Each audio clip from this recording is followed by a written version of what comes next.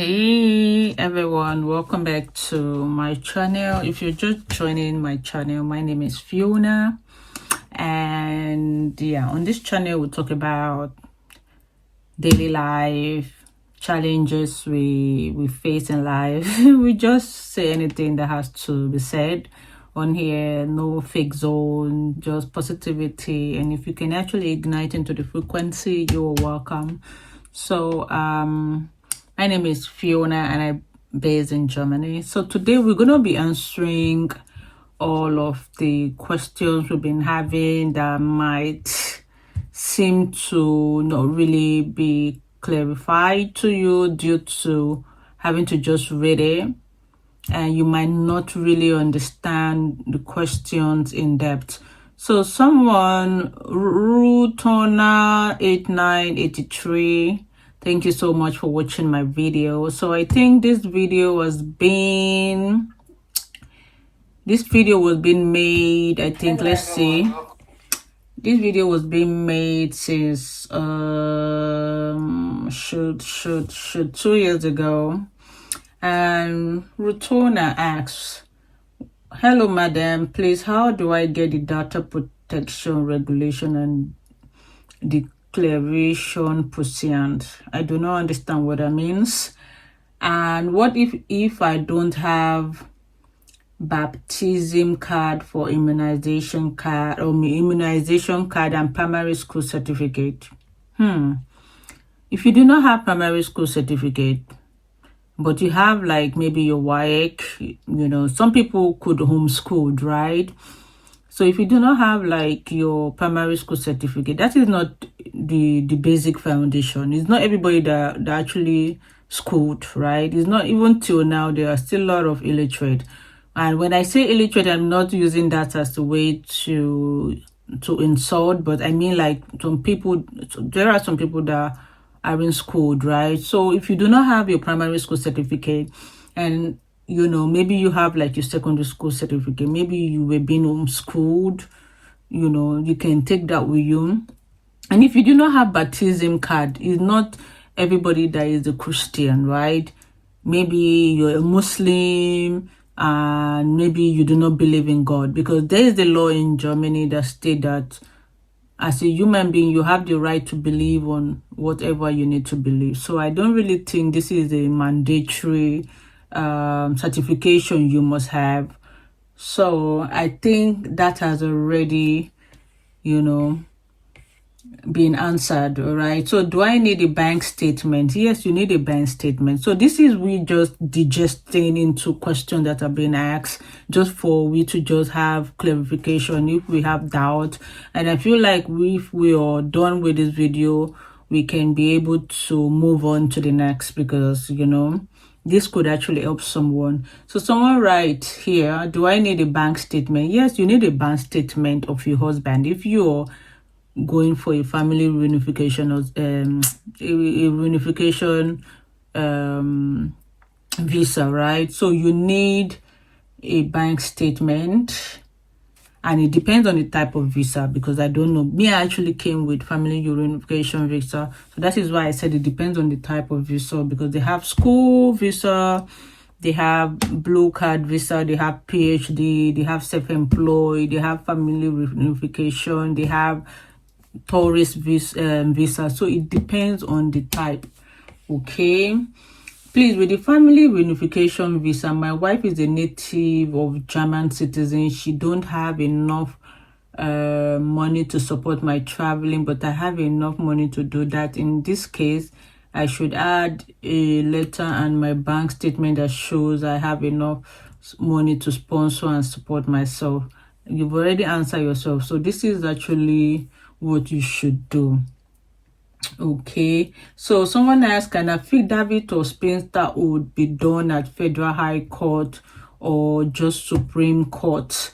Yes, you can actually get an affidavit sworn before a commissioner for oath in any court in Lagos or another state. It's not even expensive. I think as of my time, it was just like sometimes 500, sometimes 2,000 naira. So now it's been long. I think it's about 3 years now. So I think it should be around about 5,000 naira.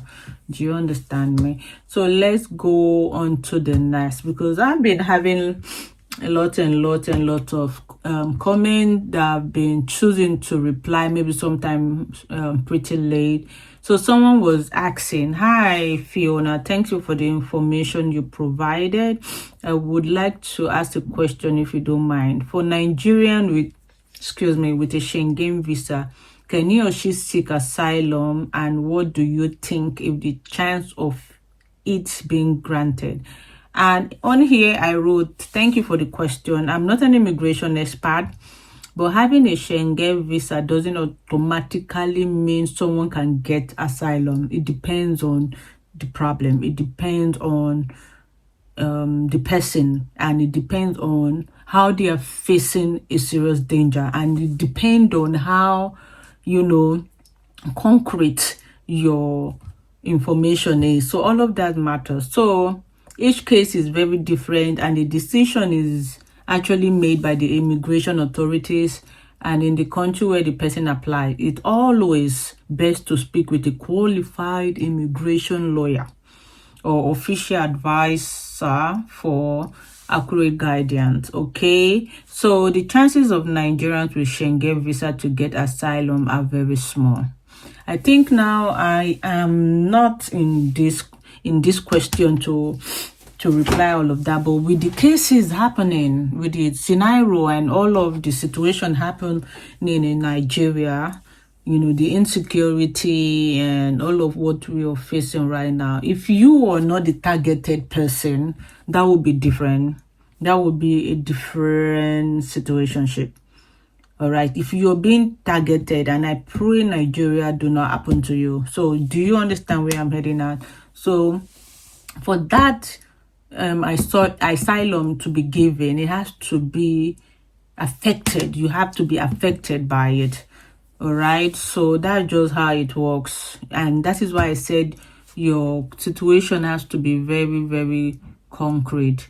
And someone asked me, even in Sri Lanka, many people get rejected in asylum in Germany because they do not prove they are personally in danger from war, which I've already said, persecution or serious harm, economic hardship, unemployment, and wanting a better life is usually not enough.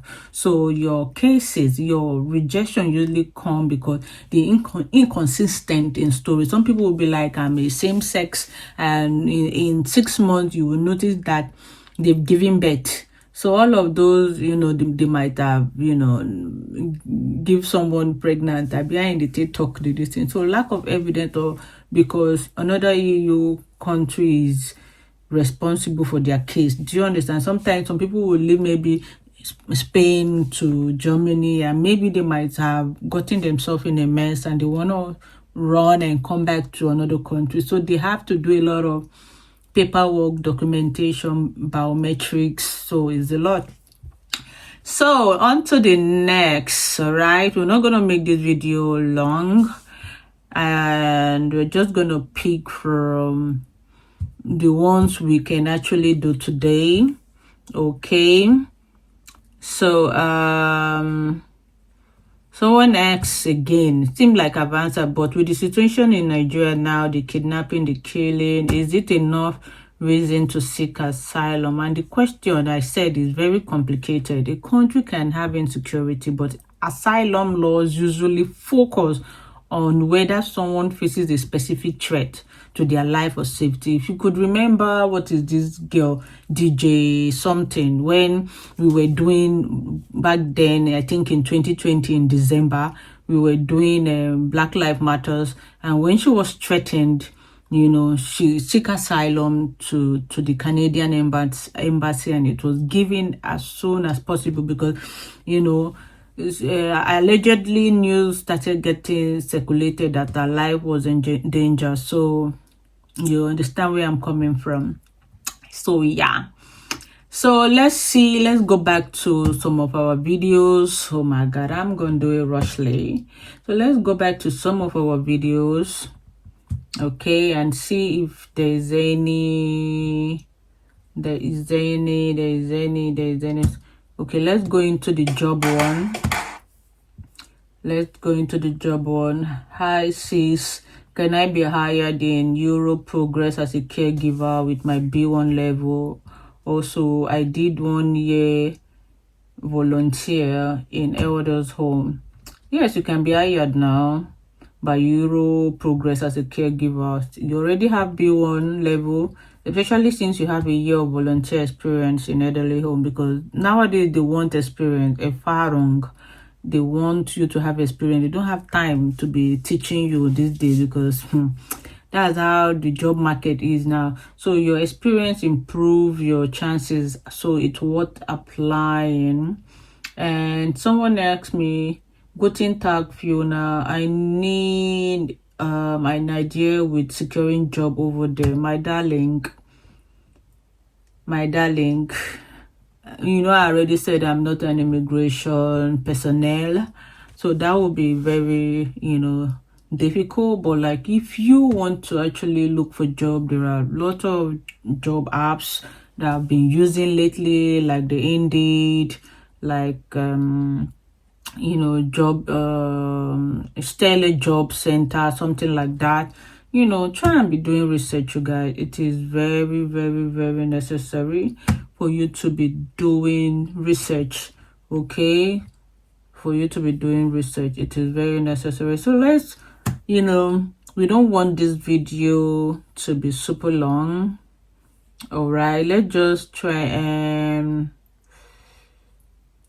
you know, you might be asking yourself, oh, you don't have maybe B1, or your language, you know, is very poor. Without language too, you can actually work, but it just depends on the kind of job, maybe like cleaning. And there are some cleaning jobs too that need you to interact, you understand? So the language is very vital to have. It's very, very, very, very a compulsory